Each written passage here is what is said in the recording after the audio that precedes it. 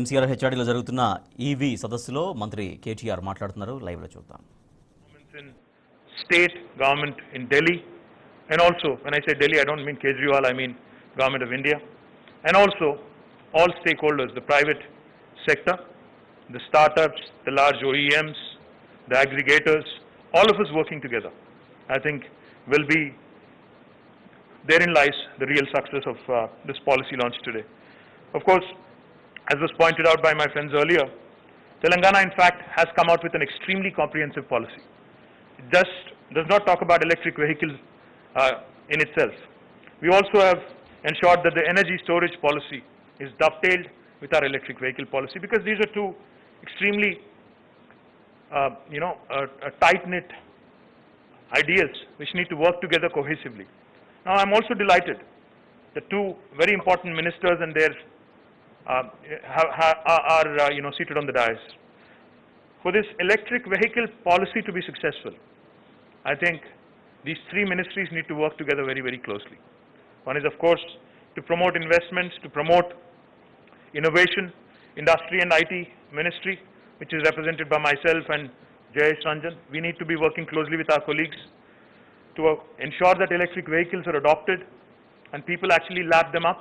We need to work closely with Honorable Minister for Transport and his secretary, and to ensure that whatever we do remains in consonance with environment.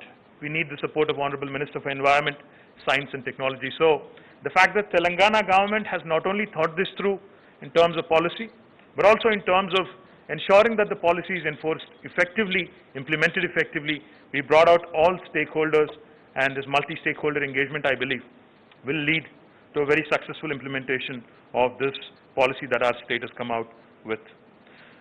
As I pointed out, Hyderabad is today our capital city, and it is the epicenter of our economic activity. This city today, in fact, I urge not only Mr. Pawan Goenka and to every electric vehicle manufacturer in the city, our dream today, in fact, as we launch this policy, is to make great strides of progress in electric vehicle adoption, and also make our city and our state the epicenter of electric vehicle manufacturing and adoption. Now I offer the city of Hyderabad as a test case for all electric vehicle manufacturers to come and work with us. Come and work with our Hyderabad Metro Rail. Come and work with our MMTS. Come and work with our RTC, and see how together we can explore better public transportation solutions, better shared mobility solutions with our aggregators, Uber, Ola, and many others out there. We could work together jointly to ensure that more and more people are taken away from their private vehicles, which are gas guzzlers today, to these wonderful vehicles which are environmental friendly. The state is already, in fact, one of the leaders in sustainable energy production. We've made, as I pointed out, when we started our journey about 6 years ago, we only had 45 megawatts of solar energy being produced from our state. But today, I'm delighted to share with you that we are number 2 in the country with more than 4,100 megawatts of solar energy production in a very, very short span of time. That goes to show you the commitment of our Honorable Chief Minister, Shri K. Chandrasekhar Rao Garu, to renewable energy, to sustainable energy solutions.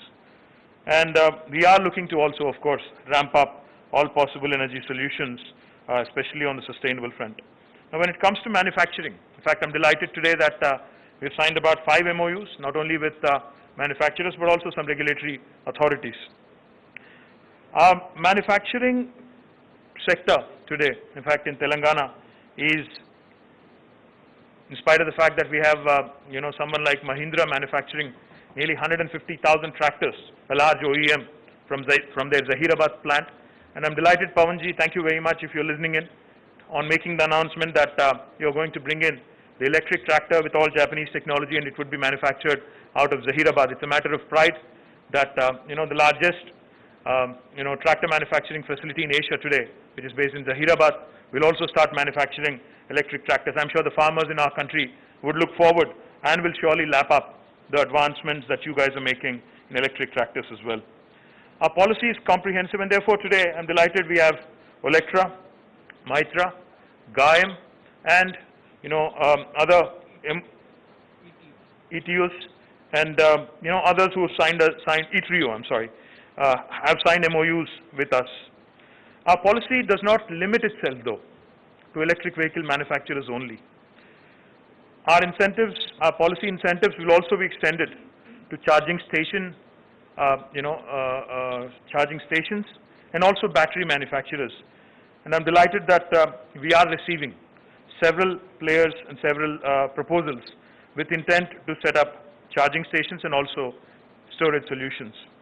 Now, I also wanted to quickly point out two things. Like I said, a cohesive approach between departments, between the various facets of my ministry, that is the industry and commerce, also need to be in place if we have to make a EV policy a truly successful policy. So therefore, let me share with you that in our state today we have the largest electronics manufacturing cluster. If you look at them in a combined way, we have more than 1,000 acres of land available at our disposal. One is E-City in Raviryal and another one in Maheshwaram. Between the two of them, we have 1,000 acres of land at our disposal for electronics manufacturers. Likewise, we also have a huge NIMZ, the National Investment Manufacturing Zone based out of Zahirabad, where I already mentioned that Mahindra's, one of the largest OEMs of our country, has a significant plant.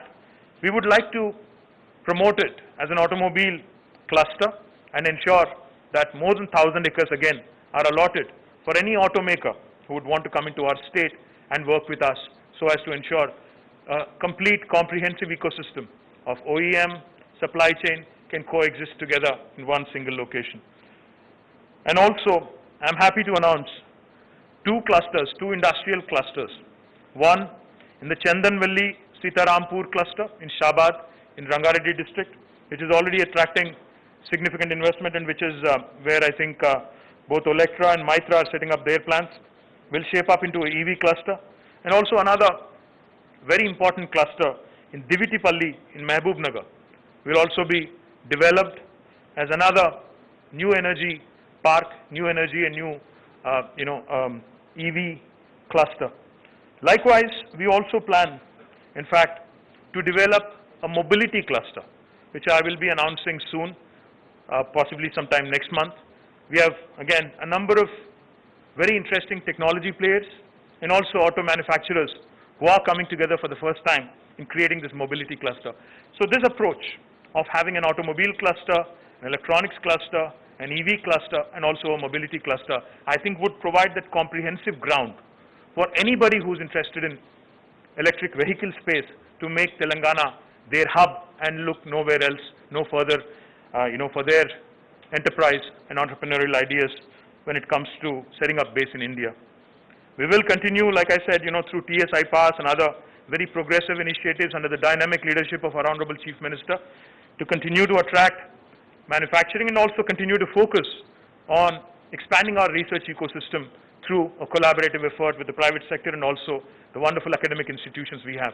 Let me also remind you that Hyderabad, in fact, has a significant base of electronics companies in the form of ECIL, and I'm not talking now, I'm talking legacy. ECIL, BEL, in fact, HAL, and all of these companies, all of these large public sector undertakings, which are having a significant presence in Hyderabad, have shaped up the ecosystem. And there is a large, small and medium entrepreneurial ecosystem that already exists, which will again propel our drive and our ambition to be the leading EV and leading electrified state in the country, as a leader, in fact. And let me just give you some broad statistics.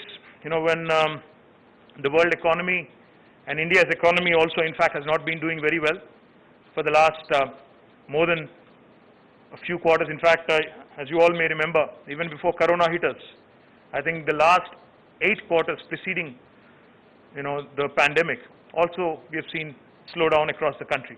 But fortunately for us in Telangana, our annual GSDP growth rate has been consistent.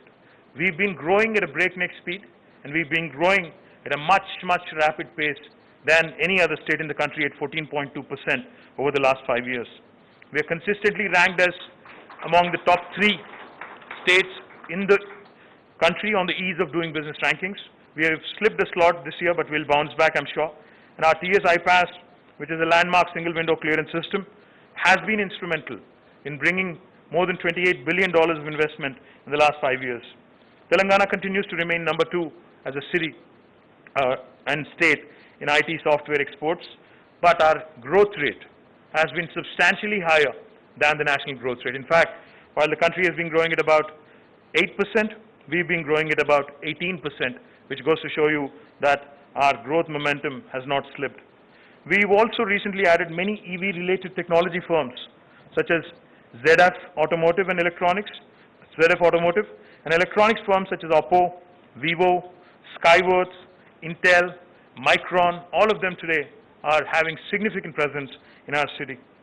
Our innovation ecosystem is second to none, with important players in important institutions such as RICH, the Research and Innovation Circle of Hyderabad, TASK, the Telangana Academy for Skill and Knowledge, soon to be coming up T-Works, and of course T-Hub, which is widely